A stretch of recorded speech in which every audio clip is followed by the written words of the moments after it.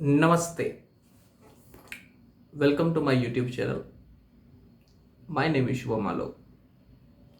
Today, I am going to talk about combinations related to late marriage. This video serves as a promotional video to my upcoming webinar on 21st of March and 22nd of March, this Saturday and Sunday. In the webinar, I am going to teach extensively about Metalife, and this is just the volume 1 of the webinar. There will be multiple webinars like this. So before we venture into this topic, one thing is very important to be known, that Metalife, or rather say marriage, is an old institution. People have been marrying since decades, and the prospects of marriage, what constitutes a successful marriage, and other things related to marriage have been constantly changing. In earlier times, it was considered good to get married at an earlier age. As far as I think, that was because of the sexual potency of the person. Because young age is the time when the teen is very ripe to get misled in the path owing to his sexuality. In earlier times, marrying early was considered good. Nowadays, we wait to the level of financial stability before getting married. So the first important step that you have to see before predicting early marriage, late marriage, or delayed marriage is to know what is the appropriate marriage age for that society. Nowadays, more or less in every society, the marital age is almost the same. I'm not talking about the principle of Desh, Kal and Patra. I considered this principle of Desh, Kal and Patra very erroneous principle, which astrologers usually use to hide their own shortcomings. What I'm talking about is society, right? Time frames. Before Raja Ram Mohan Roy, child marriages was in trend in India. Nowadays, it is not. Why I am saying Desh Kal Patra is an erroneous principle, I will give you a recent example. I was attending a marriage in last of February. The girl getting married was 22 years of age. The boy getting married was some 28, 29 years of age. And that marriage was in a completely rural part of India. So you cannot really say that in a certain society marrying early is a norm. When you look at the world history timeline, it was a norm at a certain point of time, but nowadays, more or less, marrying age is very much relative to when the person gets financial stability. So the first step that needs to be seen is financial stability time. Anyone from any part of the society will get married only when he is financially stable. The principle that I am going to tell you now is based on, I would rather say, this is the fortune time. This is the age which generally indicates when your fortune will rise. And there are multiple tables, right, which indicate when the fortune will rise. This is one of those tables. Right? This technically tells you when the person will have the rise of luck in his life. Generally, 2-3 years after this age, person starts getting financially stable and will think of marriage. I will tell you the age related to every planet. For predictive purpose, the planet in the 9th house, if there are more than one planets, then the stronger planet in the 9th house. If there are no planets in the 9th house, then Lord of the 9th house will decide when luck will rise. This is a general formula, right? The luck or the rise of fortune, or say getting first job, can be delayed or can happen earlier depending on afflictions on that house. About affliction, I will come afterwards when I will talk about the third condition of the same. Right? Third condition of the, or rather say the third topic of the video. It is generally told that if Sun is the ninth lord or situated in the ninth house, then the rise of luck or say financial stability starts coming from 24 years of age. If Moon is the planet, then it comes from 22 years of age. If Mars is the planet, then 28 years of age. If Mercury is the planet, then 26 years of the age. If Jupiter is the planet, then 16 to 20 is the age. If Venus is the planet, then 25 or 27 is the age. When Saturn is the planet, then 30 is the age after which the person becomes financially stable. So this principle should be first kept in mind. These years are the time when person starts getting financially stable or when his luck rises, or generally it is the time when the person gets his first stable job. Right? The time can get delayed or can come early depending on good or bad influences over house. Right? So good influences over the ninth house makes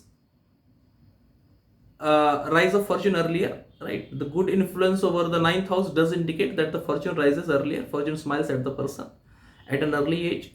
Whereas malefic influences on the ninth house does indicate that fortune rise on a later time. The same good influence or bad influence making things early or delayed is to be analyzed for the seventh house and the seventh lord as well. If there are many malefics influencing the seventh house or the seventh lord or Venus, then in that scenario, person will get married late. If by any condition person gets married earlier, then that early marriage will become a havoc. Right? That will be a bad marriage. Whereas good influences over the seventh house, seventh lord or the Karaka Venus does indicate that person will get married early. Right? That is the second principle. The third principle, this is one of my researches which is very close to my heart, but I am letting it out today, and I will be teaching many more secrets like this in the webinar. The third secret is what I call Kendra from the Karaka. With many modifications, I use the same rule to predict longevity. The rule is fairly simple, a bit complex, and there are some exceptions as well.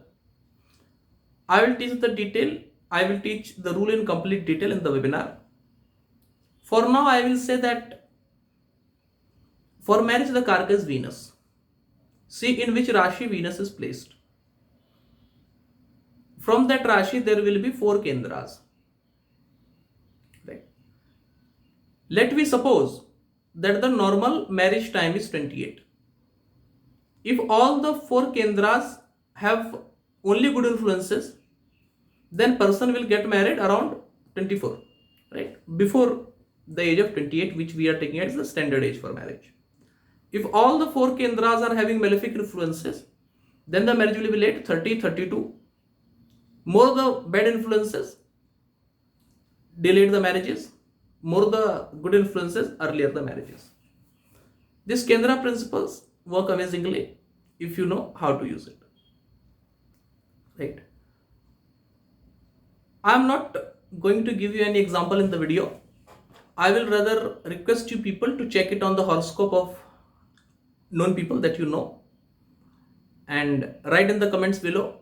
But please don't ask as a prediction, just present it as a case study that you can present in comments.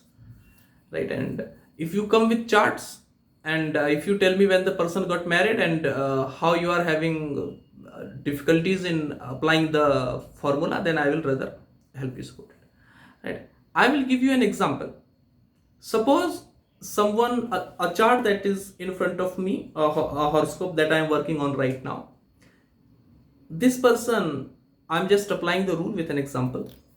This person is having Venus in Libra with Sun. The first Kendra from there will be Capricorn, Moon is there. The second Kendra will be Aries. And the third Kendra will be Cancer with Mars there.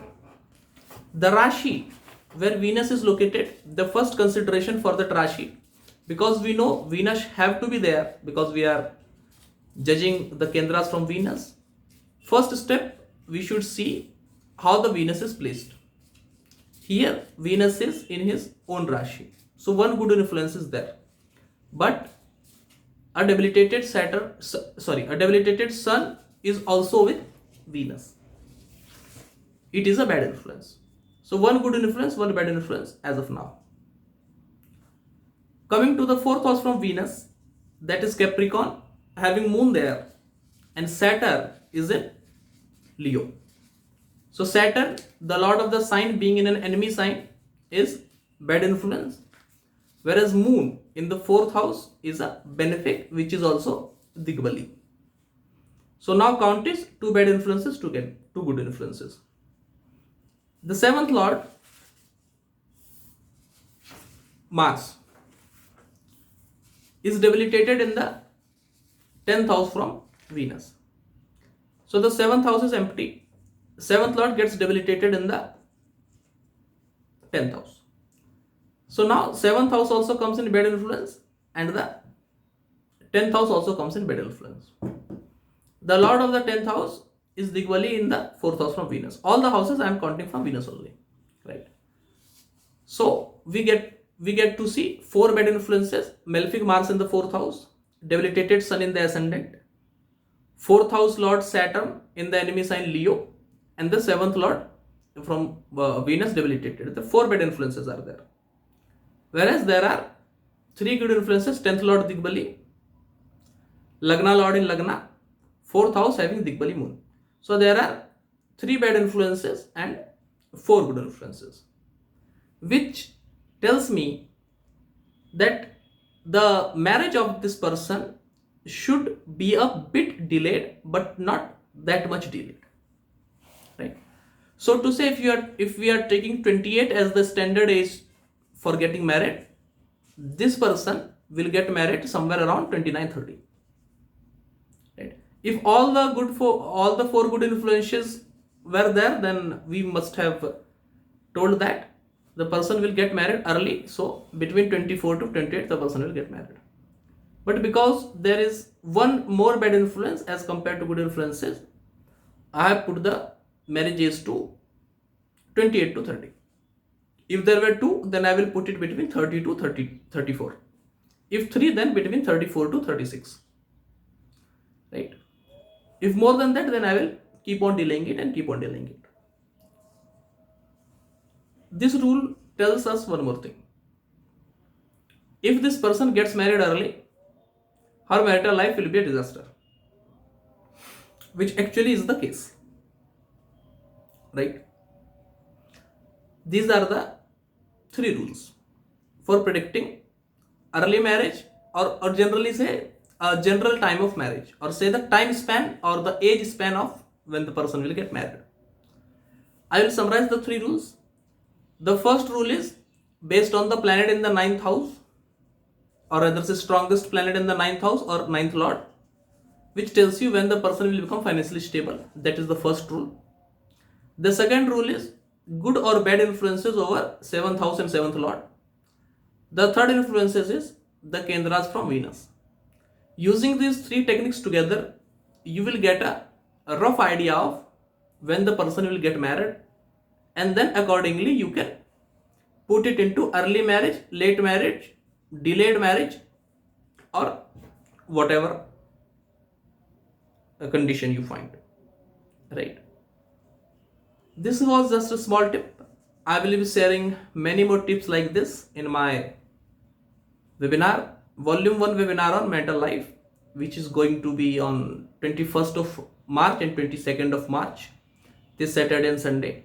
The class will be over Zoom video conferencing software, so it is online in English language. You can join from anywhere, from any place, right? And there will be many more webinars like this, and purchasing the first webinar or attending the first webinar is very essential to go through the different steps that I'm going to introduce later on. So I'm wishing you people that you people will join, right? I'm very sure that you have enjoyed the video. If you find the rule difficult in application, then you can drop a chart in the comments and I will try to answer it. Don't give any chart for prediction or testing, that I won't be entertaining. If you really find the application difficult, only then put it in comments and all the genuine queries will be answered by me. Thank you for giving your time and patiently watching the video. Namaskar.